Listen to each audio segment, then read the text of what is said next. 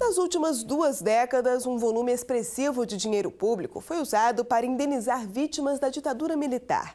Mas para quem viveu aquele período, apenas a reparação financeira não basta. É por isso que boa parte das ações que chegam à justiça pede o esclarecimento definitivo de episódios ainda cercados de mistério. Opressão muito grande, os trabalhadores super oprimidos, não tinham condições de fazer qualquer reivindicação de direitos, né? E o que o movimento estudantil mais reivindicava, inclusive, era o direito dos trabalhadores, né?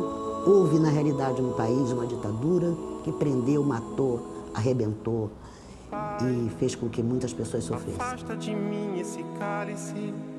Pai, afasta de mim esse cálice. De que forma o Brasil pode reparar erros cometidos pelo próprio Estado há mais de 40 anos? Como rever e punir atos como a tortura, que transformou a vida de centenas de brasileiros durante a ditadura militar? Por décadas, esse assunto parece ter sido simplesmente esquecido. Só em 2001, com a criação da Comissão de Anistia no Ministério da Justiça, as respostas começaram a aparecer. Então não é porque as pessoas antes não pediam, é porque não havia abertura nenhuma do governo para que isso pudesse ser feito. Cerca de 59 mil pedidos de anistia já foram analisados pela comissão. 65% deles foram aprovados. Isso significa que o Estado reconheceu ter violado direitos dessas pessoas. E a abertura do debate também teve outra consequência. Nos últimos anos, dezenas de pedidos de indenização chegaram à Justiça Federal.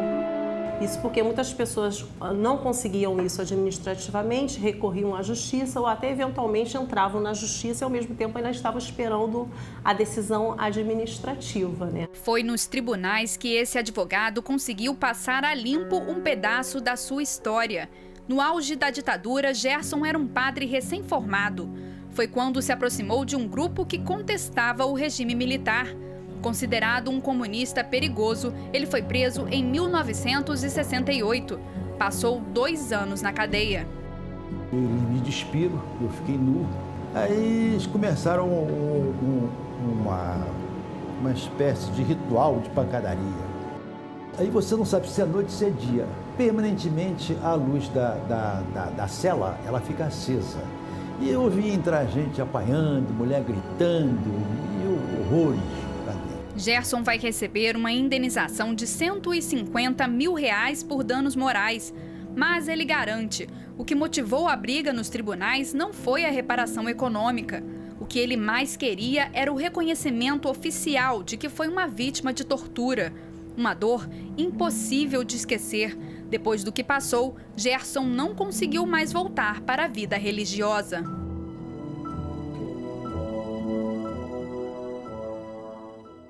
Ele esperou mais de 3 décadas para recorrer à justiça. Uma demora que teve um motivo. O advogado queria provar que o crime de tortura não prescreve. E conseguiu. A decisão confirmou um entendimento que tem sido frequente no judiciário. Casos envolvendo a violação dos direitos humanos podem ser julgados a qualquer momento. Para muita gente, o mais importante é que essa postura da justiça abre caminho para que o país investigue o que realmente aconteceu durante o regime militar. É o caso de Cecília. A presidente da ONG Tortura Nunca Mais faz questão de dizer que indenizações não bastam para esclarecer tantos episódios de violência. Acho que a reparação financeira é um direito, só que ela é o final do processo. O Brasil até hoje não investigou, não esclareceu, não responsabilizou, não publicizou o que aconteceu naquele período, né? Reparação é isso. Você investiga, publiciza, responsabiliza para que isso nunca mais volte a acontecer. Foi também para evitar que esses fatos do passado caiam no esquecimento que Joselice resolveu processar a União. Não é um reconhecimento financeiro, simplesmente, mas eu acho que alguém precisava tomar conhecimento. Em 1970, quando fazia parte do movimento estudantil, ela passou 2 meses detida. Na cadeia, foi torturada com choques e no chamado pau de arara. O processo de Joselice está em andamento.